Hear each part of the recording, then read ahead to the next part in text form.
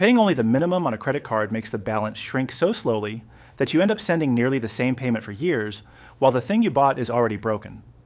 People treat the minimum payment as a green light and keep swiping because they believe carrying a balance is normal and manageable. What is actually happening is simple. Interest gets layered onto the balance, then the next cycle charges interest on that larger amount, so the cost grows even while you sleep. Picture checking your statement after a busy season, seeing a few small purchases and a late fee, promising to catch up next month, not realizing the meter never stopped and the balance is quietly growing faster than your payments. Debt compounds against you because the price of borrowing is not a flat fee, it is a rate that keeps applying to whatever you still owe. When you do not clear the balance, the lender adds interest to what you already owed, then measures the next interest charge on that bigger pile. That is compounding. And in debt, it means the cost accelerates unless you push harder. The math that helps savings snowball will grind you down when it works in reverse. When you are the borrower, compound interest is not a bonus. It is a treadmill that speeds up if you slow down. Most credit cards charge around 20% interest each year, which is steep enough that any unpaid balance grows quickly if you are casual about it. You see the effect in how your payment is applied. The lender takes its interest first. Only what is left goes to principal, and if that leftover is tiny, your balance barely moves. This is why a statement can show a manageable payment, but the line labeled principal paid is small. If you keep spending on the same account, you feed the interest machine even as you congratulate yourself for not missing a payment. Minimum payments are often set at about 2% of the balance, which means the number looks friendly, but barely dents what you owe.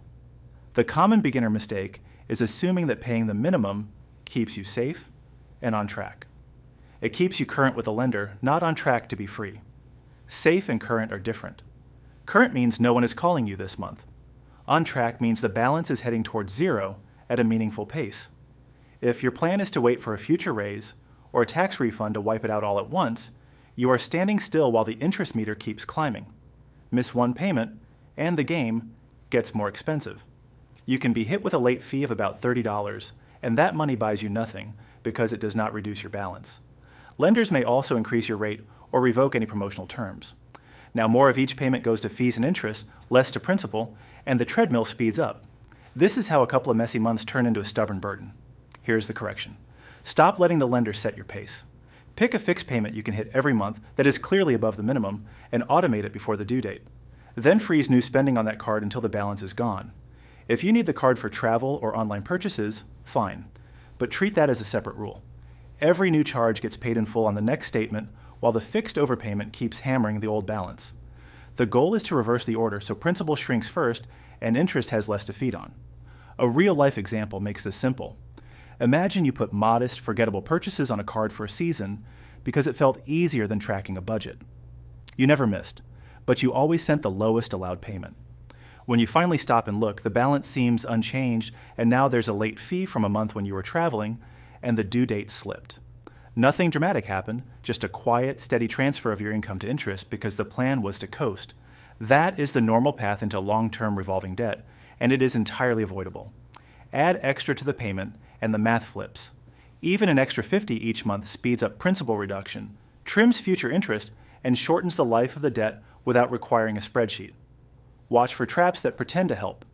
Deferred interest financing at checkout sounds like free time, but it often stores up the interest in the background and dumps it on you if the balance is not fully cleared by the deadline. Balance transfers can be useful when used with discipline, but the small upfront fee and the easy reset often become an excuse to avoid changing behavior. If you move a balance, close the old spending lane, set an automatic plan that clears the transfer within the promo window, and do not use the new card for purchases until the transfer is gone. At the extreme end, short-term loans that advance cash against your next paycheck quote, rates that can exceed 300%, which is not a lifeline, it is a trap that converts a small gap into a permanent drain. Now connect this to your next decision, how you structure your payments and your accounts. Consolidation into a single loan can lower your required payment, but if the term stretches far longer, you can still pay more total interest over the life of the loan, even with a lower rate. Refinancing is not a win by default. It is a tool that helps only when you change the timeline and the behavior with it. The right move is the one that reduces your total cost and prevents you from adding new debt while you are cleaning up old debt. If a move makes it psychologically easier to spend again, It is the wrong move, even if the monthly number drops. Not all debt behaves the same, so do not copy tactics blindly. Credit card interest compounds quickly and punishes carrying a balance.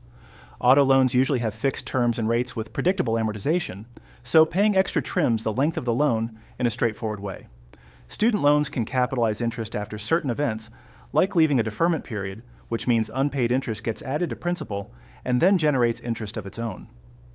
That last detail is why drifting through pauses without a plan can cost you more than you expect. So what is the simplest system that works without micromanagement? List your debts by interest rate from highest to lowest and pay the minimum on all of them while you send all extra money to the highest rate. Automate that payment so it leaves your bank account right after payday. While you do this, stop using the highest rate account. If you need help holding that line, remove the card from digital wallets, delete stored info in browsers, and leave the physical card at home. Every small barrier protects you from undoing your own plan. Compounding frequency matters less than most people think. Whether the lender calculates interest daily or monthly, the effect is the same if you carry a balance. The base they apply it to grows when you do not knock it down. Chasing minor differences in calculation methods will not save you if your behavior keeps the balance alive. Spend your energy on reducing principal and avoiding new charges. That is the lever with real power. There's also the cost you do not see on the statement. Every dollar that goes to interest is a dollar that cannot serve any other job. It cannot build a cushion that keeps you from reaching for a card during a small emergency. It cannot go into your future investments where returns accumulate for you instead of against you. When a card's rate is higher than what you can realistically earn elsewhere, the debt outruns your growth. That is why aggressive payoff of high-rate debt beats timid saving plans during the cleanup phase. Another common mistake is believing a tiny balance is harmless. Small balances are not just numbers, they are open channels that drain attention and invite casual spending. You still need to track them, you still get tempted by the available limit, and you still risk missing a due date during a busy month. Close loops when you can. If a balance is small enough to wipe out with a focused push, do it and shut the account to new spending until your plan says otherwise. One fewer place to leak money is progress. Some people worry about credit score effects when they pay down or close accounts, and that concern leads them to keep expensive balances alive. A score is not a trophy, it is a tool that lowers your borrowing costs when you truly need to borrow. Paying interest just to curate that number is the wrong trade. If a lender or a program later needs a longer history, you can build that with a card you pay in full each month. Do not pay for the privilege of being in debt longer than necessary. If you like visible motivation, track the interest amount on each statement. Watch it fall as your principal falls. That is honest feedback. It also helps you ignore the siren song of new perks and rewards that try to keep you using a card you're trying to retire. The best reward when you are in payoff mode is watching interest shrink, not collecting points you could have bought outright with the money you sent to finance charges. The shift that matters is seeing interest on debt as an active opponent, not as background noise. When you carry a balance, compounding is a multiplier that works for the lender. Your job is to deny it fuel by shrinking principal fast and refusing to run balances in the first place. Every choice you make should support that one idea.